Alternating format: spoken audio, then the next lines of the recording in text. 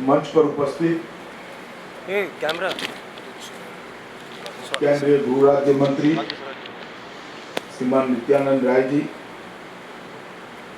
इसको बोलना है रखना यहाँ से, ये फ्लैश आ रहा है इसका, गृह सचिव आपका फ्लैश आ रहा है फिर श्रीमान भल्ला जी, सचिव बॉर्डर मैनेजमेंट श्री ट्राइपॉड मत शर्मा जी, आप आगे हो जाओ। और आज जिनके आमंत्रण पर हम सब यहाँ आए हैं वो भारत के महारजिस्ट्रार एवं जनगणना आयुक्त डॉक्टर विवेक जोशी जी, थोड़ा सा पीछे और देश भर से 35 जगहों से जनगणना निर्देशक के कार्यालय से उपस्थित आप ट्राइपॉड से टकरा रहे हो सर, इस वजह से मैं कह रहा सभी भाइयों और बहनों, आप ट्राइपॉड से मत टकरा। आज ये कार्यक्रम देखने में बहुत छोटा है, मगर देश के सामाजिक प्रवाह, देश के अंतिम व्यक्ति के विकास और देश के भविष्य के काम के आयोजन के लिए, प्लानिंग के लिए ये बहुत महत्वपूर्ण कार्यक्रम है, क्योंकि ये तीनों काम अगर जनगणना ठीक से नहीं होती है, जनगणना का ब्यौरा वैज्ञानिक और साइंटिफिक नहीं होता है, तो ये करना नामुमकिन। ये तीनों कामों की नींव वैज्ञानिक जनगणना के रिपोर्ट पर ही आधारित होगी। तो आज मुझे बड़ा हर्ष है कि आज जनगणना भवन के शिलान्यास का कार्यक्रम यहाँ पर होने जा रहा है, और मुझे पूरा भरोसा है कि 7 मंजिला भव्य इमारत जो बनने जा रही है वो अपनी तय सीमा के अंदर ही समाप्त होगी और नई जनगणना का ब्यौरा देश के सामने इसी नए बिल्डिंग के माध्यम से हम रख पाएंगे। इसका मुझे बहुत बड़ा भरोसा। लगभग 7 मंजिले, 44 करोड़ रुपया, और सबसे विशेष बात है कि पूरा का पूरा बिल्डिंग ग्रीन बिल्डिंग बनने जा रहा है। भारत में ग्रीन बिल्डिंग के कंसेप्ट को पॉपुलर करने की जरूरत है, और आज ये परंपरा को ये बिल्डिंग के माध्यम से हम आगे बढ़ाएंगे। आज जनगणना देश के बहुत सारे लोगों को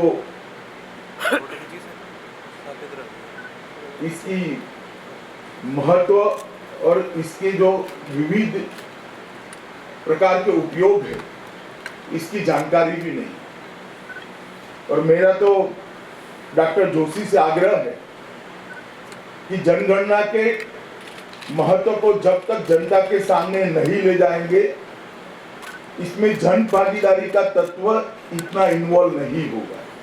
इसलिए बहुत जरूरी है कि 130 करोड़ के देश को ये मालूम हो कि जनगणना का उपयोग क्या है, जनगणना के डायमेंशंस क्या है, जनगणना कैसे हमारे विकास के नक्शे को रेखांकित करने के लिए एक आधार के नाते ली जाती है, जनगणना कैसे हमारे फ्यूचर प्लानिंग के लिए देश के भविष्य के विकास की एक आधारशिला रखने के लिए लंबे समय की योजनाएं बनाने का भी आधार हो। और ये अगर जब तक देश की जनता के सामने नहीं रखेंगे तब तक जनगणना में जन भागीदारी शायद इतनी इन्वॉल्व नहीं होगी जितनी होनी चाहिए।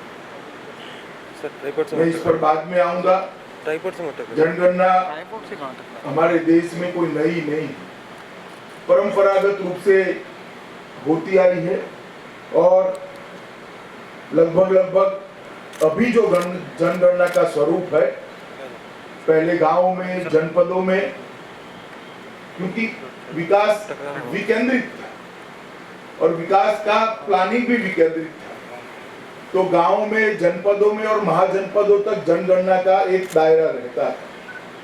अभी का जनगणना का जो स्वरूप है ये 1865 से 1872 के बीच में हमारे सामने आया।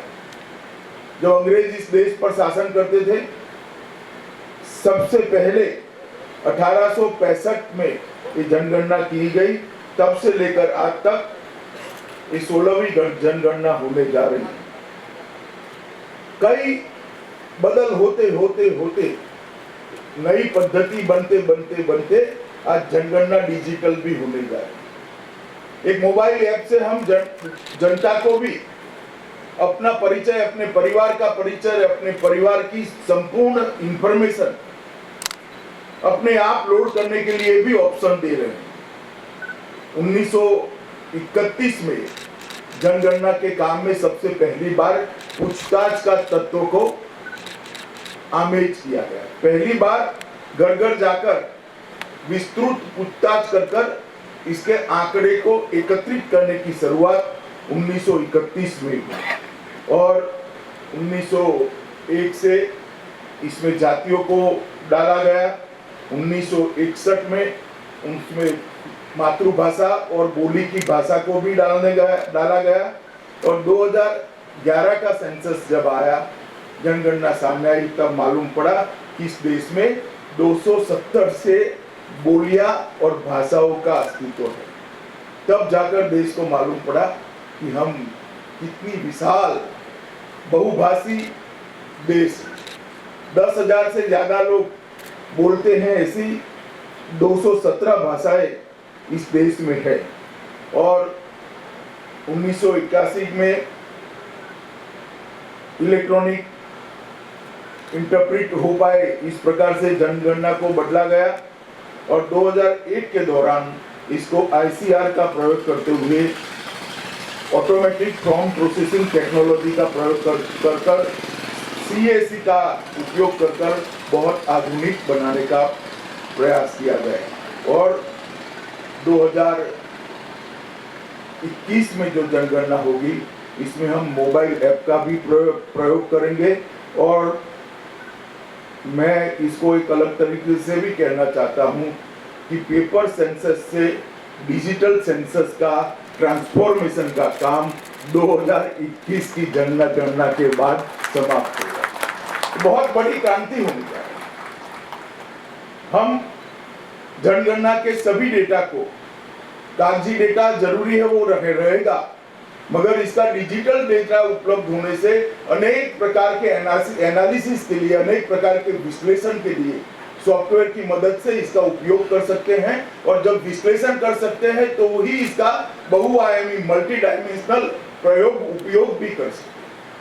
और ये जो कदम डॉक्टर जोशी के लीडरशिप के अंदर हम उठा रहे हैं, मैं यहाँ बैठे हुए देश भर के सभी जनगणना निर्देशालय के प्रमुख अधिकारी और डॉक्टर जोशी को बहुत बहुत बधाई देना चाहता हूँ कि इससे देश के विकास का खाका डालने में हमें बहुत बड़ी मदद मिली। मित्रों, 2011 का जनगणना का आधार ले ले तो भारत का क्षेत्रफल, हमारे पास जो भूभाग बचा हुआ है वो देश के, दुनिया के क्षेत्रफल का 2.4% और विश्व की आबादी की तुलना कर ले तो विश्व की आबादी का हम 17.5% आबादी रखते हैं। 2.4%, 2.4% भूभाग और संसाधन और 17.5% आबादी, ये जो असंतुलन है वो हमें हमारी आंख खोलने के लिए मजबूर करता है कि हमें कितना अधिक परिश्रम एक देश के नाते, एक प्रजा के नाते, एक जनता के नाते करना है। जिस देश के पास जनसंख्या के अनुपात में कुदरती संपदा कम होती है, उनको ज्यादा परिश्रम करना पड़ता है, उनको ज्यादा मेहनत करनी पड़ती है। मुझे लगता है 2011 के सेंसस ने इसको हमें आगे बढ़ा है। अगर कुछ आनंद हो, इस प्रकार के भी आंकड़े हैं। 2011 में हमारी साक्षरता की दर लगभग 74% हो गई, जो 10% बढ़ी है, वो भी देश के लिए आनंद का विषय है। और ये भी निकल कर आया कि 2011 के सेंसस से कि देश सबसे युवा देशों में से एक देश हमारा देश है, भारत देश है, वो भी 2011 के सेंसस से ही निकल कर आया है। मित्रों, ये जनगणना जो होने जा रही है वो मानव संसाधन, जन अध्ययन, संस्कृति और आर्थिक ढांचे और विकास के ढांचे की दिशा तय करने के लिए बहुत महत्वपूर्ण होगी। और मैं इसलिए कहना चाहता हूं कि बड़े वैज्ञानिक तरीके से हम इसको आगे ले जा सकते हैं। यही जनगणना के आधार पर निर्वाचन क्षेत्र तय होंगे, यही जनगणना के आधार पर गांव के वार्ड तय होंगे, यही जनगणना के आधार पर विधानसभाएं, लोकसभाएं और म्युनिसिपल कॉर्पोरेशन के वार्ड तय होंगे और एक समुचित जनप्रतिनिधित्व देश के लोकतंत्र को देने का आधार ये जनगणना बनने वाली है। और मैं इतना ही कहना चाहता हूं कि हम इसको जितना बारीकी से करेंगे, जितनी गंभीरता से करेंगे, जितनी जन भागीदारी को बढ़ाएंगे, देश के विकास में, देश के लोकतंत्र को मजबूत करने के लिए, देश के अर्थतंत्र को मजबूत करने में आपका योगदान इतना ही बढ़ने वाला है। किसी को जब अपॉइंटमेंट मिलता है महकमे में, तब मुझे भी मालूम है किस प्रकार का भाव खड़ा होता है, मगर एक लंबी नौकरी का हिस्सा होता है। आप मानकर चलना, ईश्वर ने देश के विकास की नींव डालने के काम के साथ आपको कुछ समय के लिए जोड़ दिया है और इसको एक पुण्य कमाने का एक अवसर मानकर हम सब ने मन से इसको करना चाहिए। और जितना भी आप मन से करोगे वो आने वाले दिनों में देश के विकास को और देश के लोकतंत्र को मजबूती देने के लिए काम आएगा। सर की अगर आपका काम हो इस बार पहली बार एक सेकंड मेरे को एक फ्रेम के लिए राष्ट्रीय जनसंख्या रजिस्टर NPR हम बनाने जा रहे हैं। ये भी एक नई शुरुआत हो रही है और मैं आप सब लोगों को इतना बताना चाहता हूं कि ढेर सारी योजनाओं 2014 में जब नरेंद्र भाई प्रधानमंत्री बने, इस देश की बहुत सारी चैलेंजेस को क्या हम समाप्त नहीं कर सकते, इसका विचार शुरू। हम योजनाओं को टुकड़े टुकड़ों में बनाते कि भाई इस साल 1 करोड़ लोगों को गैस का सिलेंडर देंगे, 1 करोड़ लोगों को घर देंगे, इस साल 2 करोड़ लोगों के घर में बिजली पहुंचाएंगे, 50 लाख लोगों के घर में शौचालय बनाएंगे, मगर समस्याएं वहीं की वहीं रह जाती। देश समस्याओं से मुक्त नहीं होता। 2014 में नरेंद्र भाई ने देश के प्रधानमंत्री बनने के बाद हमारे सोचने के स्केल में बदलाव लाने की शुरुआत, देश को समस्याओं से मुक्त करे इस प्रकार के आयोजन की, इस प्रकार के प्लानिंग की शुरुआत की और वहीं से शुरू हुआ जनगणना के रजिस्टर का सही उपयोग की शुरुआत। मैं आपको एक उदाहरण देना चाहता हूं। 2011 का जनगणना का रजिस्टर जो आप लोगों ने परिश्रम कर बनाया, इसके आधार पर एक ही योजना का मैं उदाहरण देना चाहता हूं। बहुत सारी योजनाओं में उपयोग हुआ है। इसका सबसे बड़ा उपयोग हुआ उज्ज्वला योजना पे। इसके अंदर से आंकड़े मिले कि देश में 8 करोड़ गरीबों के पास गैस है और 8 करोड़ गरीब जो गैस रखते हैं वो कहां कहां है। अब इसको जब डिजिटल मैप पर रखा गया तो एक निश्चित हो गया कि ये बहुत ड्राई एरिया है, 93% लोगों के पास गैस नहीं है। यहाँ जो गैस है 93% लोगों के पास उपलब्ध है। इतना बड़ा अंतर आता है। कोई क्षेत्र ऐसा था जहाँ 93% लोगों के पास गैस नहीं था, एक क्षेत्र ऐसा आता था जहाँ 93% लोगों के पास गैस था। अब इतने बड़े अंतर को कैसे समाप्त करना? तो गैस बनाने से या गैस एक बार सिलेंडर देने से नहीं होता, उसको पूर्ति करनी पड़ती है, उसको एजेंसी, वहां एक रिफिलिंग के लिए एजेंसी चाहिए। और यही 2011 के जनगणना का आधार लेकर पूरा एक डिजिटल मैप तैयार किया। सबसे पहले जो एकदम ड्राई एरिया थे वहां एक तय किया गया कि इतने गैस सिलेंडर बढ़ते हैं तो एक एजेंसी चाहिए। इसके आधार पर गैस एजेंसियों की एडवर्टाइज की गई, गैस एजेंसियां दी गई, उत्पादन बढ़ाया गया और उसके बांटने की प्रक्रिया चालू हो गई। आज देश के 95% लोगों के पास गैस का सिलेंडर है। 8 करोड़ सिलेंडर सिर्फ 5 साल के अंदर हम दे पाए। और कहीं पर भी ये बात सामने नहीं आई है कि मैंने रिफिलिंग के लिए फोन किया और गैस का सिलेंडर 2 दिन के अंदर नहीं आया है, क्योंकि इसको वैज्ञानिक आधार पर एजेंसियों का वहां पर स्थापित करने का काम पहले से ही समाप्त हो चुका। और आज 2022 में हमने लक्ष्य रखा है ये 2011 के जनगणना के रजिस्टर के आधार पर ही कि देश में जब 75वीं स्वतंत्रता की वर्षगांठ होगी तब देश में एक भी व्यक्ति ऐसा नहीं होगा जिसके घर में गैस का चूल्हा नहीं होगा। ये जनगणना के आधार पर ही हम कर पाए। मैं आपको ये इसलिए बताना चाहता हूं कि इसका महत्व क्या है, आपके ज्ञान पर भी रहना चाहिए। ये बोरिंग टाइप की एक्सरसाइज नहीं है। करने को तो लग सकता है कि बोरिंग टाइप की एक्सरसाइज है, मगर इसका उपयोग जो होता है किसी के घर में खुशी पहुंचाने के लिए होता है, किसी के घर में उजाला पहुंचाने के होता है, किसी के घर से बीमारी को भगाने में हो सकता है। और आपको आश्चर्य होगा, इसी के आधार पर 22 योजनाओं का रेखांकन किया गया। हर व्यक्ति को घर देना, हर व्यक्ति को शौचालय देना। अब 2024 के पहले हर व्यक्ति के घर में शुद्ध पीने का पानी पहुंचाना, रोड से जोड़ना, कनेक्शन पहुंचाना, ये सारी योजनाओं का आधार कहीं न कहीं जनगणना का हमारा जो ये आलेख है वो बना है।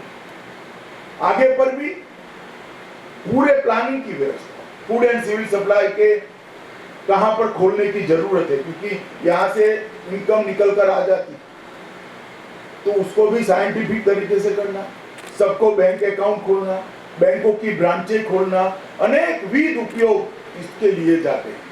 शायद डॉक्टर जोशी ने आपको इतना अच्छे से नहीं बताया, मगर मैं 2014 से सभी योजनाओं के साथ कहीं न कहीं पार्टी अध्यक्ष और मंत्री के नाते जुड़ा हूं। मैं आपको बताता हूं कि आप जो काम करते हैं वो देश की गरीबी को भगाने के लिए, देश को समृद्ध बनाने के लिए, देश को शिक्षित बनाने के लिए और देश को एक विकसित देश बनाने के लिए बहुत उपयोगी है।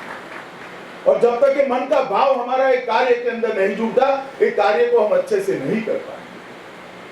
आपको मालूम होना चाहिए कि ये जो एक्सरसाइज हम 1 साल 2 साल के लिए करते हैं वो 25 साल तक देश को आगे बढ़ाने के लिए काम करती है। और मेरी सरकार ने मुझे ये जिम्मेदारी दी है। बेटी बढ़ाओ बेटी बचाओ की योजना भी, लिंग अनुपात को सुधारने की योजना भी इसी में से जन्म ली।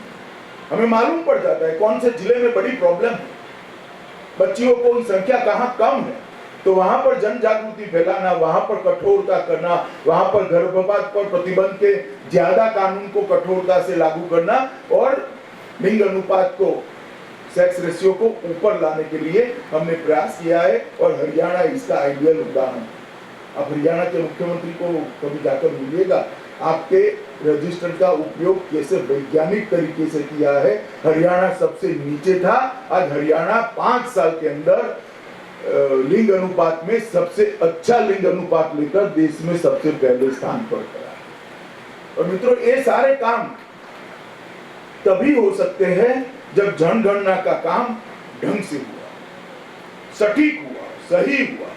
और इस बार जो एनपीआर बनने जा रहा है, मैं आपको बताता हूं, देश की कई सारी समस्याओं का समाधान एनपीआर के लिए, कानून व्यवस्था से लेकर पोषण युक्त आहार तक की सारी समस्याएं ये एनपीआर निकलने वाले, इसका समाधान एनपीआर निकालने वाला। अब 5 साल के बाद मेरे शब्द याद कर कहिएगा कि साहब एनपीआर ने इस देश के अंदर बहुत बड़ा परिवर्तन ला दिया और अच्छा ही हुआ कि सरकार एनपीआर के रास्ते पर चल पड़ी। इसलिए मैं आप सभी को कहता हूं कि मनरेगा जैसी योजना चलानी हो या पोषण युक्त आहार की योजना चलानी हो, आपका जनगणना का आधार ये बहुत बड़ा है। आजादी के पश्चात ये 8वीं जनगणना होने जा रही है। लगभग 2021 फरवरी तक ये एक्सरसाइज चलेगी और 1 से 5 मार्च तक उसका पुनरावृत्ति चरण भी चलाया जाएगा। और 1 मार्च 2021 को 00 बजे इसको एक रेफरेंस टाइम देकर अपनी जनगणना समाप्त होगी। मित्रों, मेरा मानना है कि इस जनगणना को कंप्लीट बनाना चाहिए, संपूर्ण बनाना चाहिए। इसके अंदर 16 भाषाओं को इसलिए रखा गया है कि लोग अपनी भाषा में अपना परिचय ढंग से भर सकें। इस बार मोबाइल ऐप भी इसलिए बनाया है कि आपका काम थोड़ा सरल हो सके, मगर मोबाइल ऐप की भी सत्यापन करने का काम तो आपका है ही कि आप लोगों को याद रहना चाहिए। जनगणना निगरानी और प्रबंधन पोर्टल और रिकॉर्ड के लिए दिए कोड निर्देशिका को हम ढंग से समझ लें और समझाने का भी काम करें, तभी जाकर हम एक अच्छा काम कर पाएंगे। और अब तक हुई सभी जनगणनाओं में सबसे ज्यादा व्यय सरकार इस बार लगभग 12,000 करोड़ रुपया एनपीआर और जनगणना दोनों मिलाकर 12,000 करोड़ रुपया खर्च करने जा रही है। इससे भी हमें इसके महत्व को पहचानना चाहिए। और मैं मानता हूं कि 2021 में टेक्नोलॉजी के आधुनिक रूप को उपयोग करते हुए पेन और पेपर से शुरू हुई जनगणना डिजिटल जनगणना में परिवर्तित करने की जिम्मेदारी देश के यहाँ बैठे हुए 35 निर्देशकों की। एक डिजिटल जनगणना एक बार बन जाती तो इसके बहुआयामी उपयोग शुरू में होंगे। अभी सरकार ने ऐसा आयोजन नहीं किया, मगर जन्म और मृत्यु की रजिस्टर के क्या हम देश की मतदाता सूची के साथ नहीं जोड़ सकते? एक बच्चा जो पैदा हुआ, अगर उसका मृत्यु का रजिस्ट्रेशन नहीं होता है तो 21वें साल वो मतदाता नहीं बन सकता है क्या अपने आप? उसको एप्लीकेशन करना जरूरी है क्या? मैं मानता हूं नहीं। अगर एक मतदाता का मृत्यु हो जाता है और उसका परिवार इसका पंजीकरण कराता है, रजिस्ट्रेशन कराता है, तो मतदाता सूची अपने आप अपडेट नहीं हो सकती है क्या? हो सकती है। ये सारी अलग अलग एक्सरसाइजों को हमने समाप्त करना पड़ेगा। आधार कार्ड, मतदार कार्ड, अपने परिचय का कार्ड, ये सारी चीजें, ये जनगणना अगर ढंग से हो जाए, इसका डिजिटल फॉर्मेट हम ढंग से बना दे और कुछ सॉफ्टवेयरों की निर्मित कर दे, तो एक ही कार्ड में सबके सब कार्ड आ सकते हैं, जिसमें आपका बैंक का कार्ड भी हो सकता है, जिसमें आपका आधार कार्ड भी हो सकता है, जिसमें आपका मतदाता परिचय का कार्ड भी हो सकता है, जिसके अंदर आपका पासपोर्ट भी हो सकता है। ये सारी चीजों को एक ही जगह पे लाने के लिए ये डिजिटल जनगणना आने वाले दिनों में बेस बनने वाली है। अभी सरकार ने ऐसी कोई योजना बनाई नहीं है, मगर पोटेंशियल क्या पड़ा है मैं आपके सामने इसलिए रखना चाहता हूं कि डिजिटल जनगणना को सफल बनाना आपका काम है। डिजिटल जनगणना को सफल बनाने के लिए जनता को जागरूक करना आपका काम है, हमारा काम है, हम सबका संयुक्त काम है और इसको अच्छे से करना चाहिए। देश को बहुत बड़े खर्च से हम बाहर निकाल पड़ेंगे, बहुत बड़े डुप्लीकेटिंग वर्क से देश बाहर निकल पाएगा। तो हम सब ने एक मान कर चलेगा, एक राष्ट्रीय यज्ञ का काम है। राष्ट्रीय यज्ञ के अंदर आपकी निष्ठा और आपके समय दोनों की आहुति चाहिए। अकेला समय की आहुति दोगे तो ये सफल नहीं होगा। समय की आहुति निष्ठा के साथ दोगे तो क्यूमुलेटिव इफेक्ट से सफलता मिलेगी, इसका मुझे भरोसा है। आज एक नए भवन का शिलान्यास किया है। ऑफिस को हिंदी में कार्यालय कहते हैं, जहाँ कार्य का आलय होता है उस जगह को कार्यालय कहते हैं। तो यहाँ पर भारत के भविष्य का, भारत के विकास का, भारत के अर्थतंत्र का और भारत के अंदर से गरीबी को 100% उन्मूलन करने का कार्य का आलय इस भवन में होने वाला है। एक बहुत बड़ा काम इस भवन में होने वाला है। आज एक 7 मंजिला भव्य भवन की आधारशिला रखी गई है। मुझे भरोसा है कि 2 साल के अंदर एक भवन कार्यरत हो जाएगा और देश के विकास के अंदर अपना योगदान देगा। इस अवसर पर डायरेक्टर डॉक्टर जोशी और सभी आए हुए, देश भर से आए हुए जनगणना निर्देशकों को मैं हृदय से बधाई भी देता हूँ, शुभकामनाएं भी देता हूँ और आने वाली जनगणना के लिए भी बहुत बहुत शुभकामनाएं देकर मेरी बात को समाप्त करता हूँ। वंदे मातरम।